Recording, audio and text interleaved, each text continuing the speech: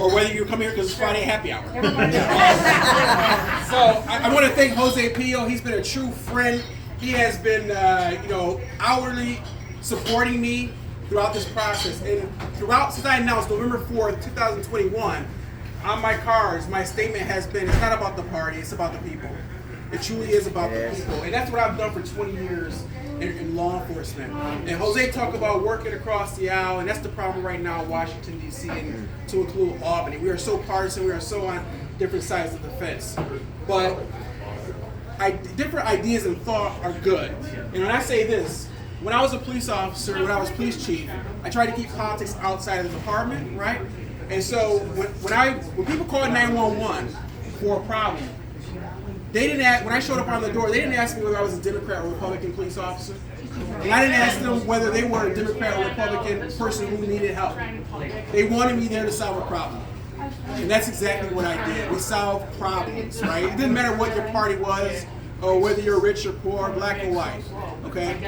And that's what we need right here in Rochester. We need something to unite us again. Yeah. Okay?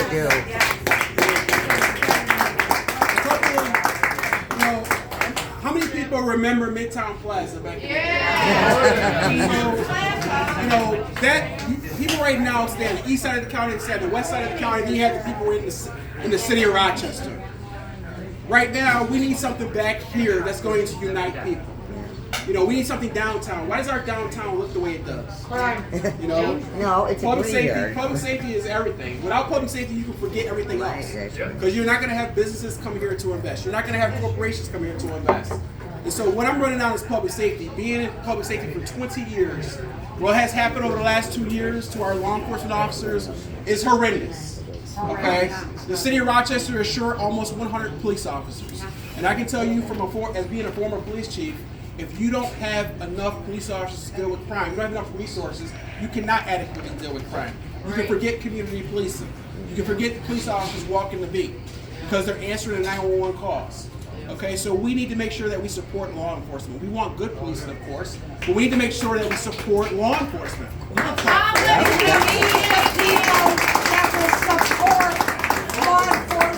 There's been a bunch of abolish the PAB.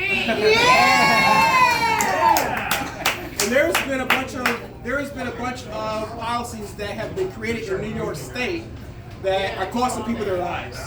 Last year we had 81 homicides with 419 people shot. This year we have 66 homicides, 67 homicides. We had one last night. 67 homicides with 302 people shot in the city of Rochester. I mean, we had a point in time where we were having 28 to 33 homicides on average, right? 81, 67, these are numbers that we haven't seen. Numbers we haven't seen, but it's been a part of a culture, it's been part of a climate.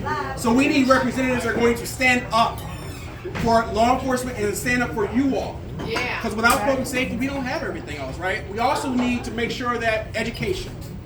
We need to make sure that our kids are educated, to make sure that they're prepared for the future of tomorrow today, right? So I believe in school choice, because when I travel across the district, and the district is all of Monroe County to include half of Orleans County. When I travel all across the district, people are saying, I want to send my kids to a school where they're going to be educated. So we need to empower our parents to make sure that they are making the best decision, that they have the freedom and flexibility to make the best decision that they know what is best for their child, not the government. Not the government. Right. So we need to introduce vocations and trades to our high schoolers. We are lacking skilled laborers in this country like you wouldn't believe. Yeah. Can't get nothing Skilled done. laborers, electricians, carpenters, plumbers. That is what we need, right? Empower the people. The last part of my platform is bringing jobs back to this area. Bringing jobs. Right now, we saw the inflation numbers last week, 8.2%. Anybody in here in the last year got a 9% raise? Hell no. Because if you have 8.7, well, yeah, you got Social Security, 8.7%. That just came up, didn't it? Haven't got it yet. Yeah, you haven't got it yet. So, and if you did get a 9% raise, I'm saying I need to probably quit running for office and work for the company that you got a 9% raise for. But right now, there are people who are having trouble putting food on the table and gas in their car. Okay? They're having trouble putting food on the table and gas in their car. We need to make sure that we get back to people having a livable wage.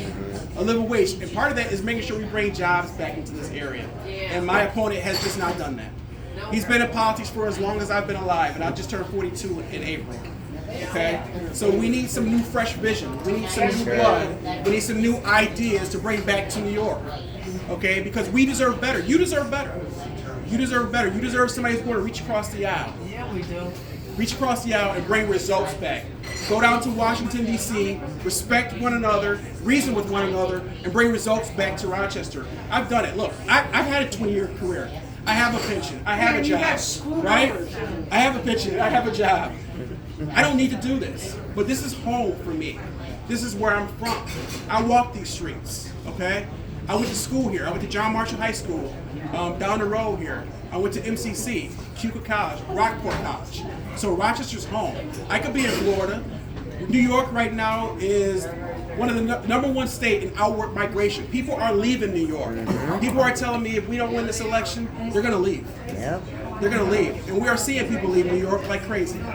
But we need to make sure that we elect people who are going to care about you, that we are going to elect people who are going to do the work for you and not just pontificate. And not just come around for every 2 years, every single time that it's time for an election and nothing changes for you. Okay? And so that's what I'm about. That's why I'm running. And I want to thank Jose P. I want to thank you all for coming here this afternoon, because you can be anywhere else on a Friday afternoon. We need you. But you're here. Thank you. And I need you. We need And you. listen, and I need you, okay? I need each and every one of you. You got us. Got me. I need each and every one of you on November 8th to bring 10 people to the polls. I got your back. Okay? I know you all will go to the polls, but I need you to bring 10 people to the polls. That's how we're going to win this That's election. why you're going to go down to Dan's Horseshoe Tavern. We're gonna go there. The We're gonna red go there. guy, and all of you can follow him down there, because So- you know what? We need Yes, we him do. in office. Yes, we do. We need everybody's vote here. We need everybody's vote for Singletary. That's The right. whole Rochester. Everybody. Please. Hilton. Ironically. I don't care. Penfield. We need Singletary. I like it. Yeah. He done it a run for you. Thank you. Thank you so much. Thank you. Woo! And thank you, City Councilman.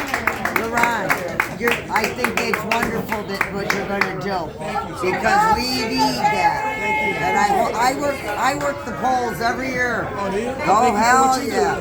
Because I want change, and thank you for even what you just said. Thank you. Appreciate it. Thank you.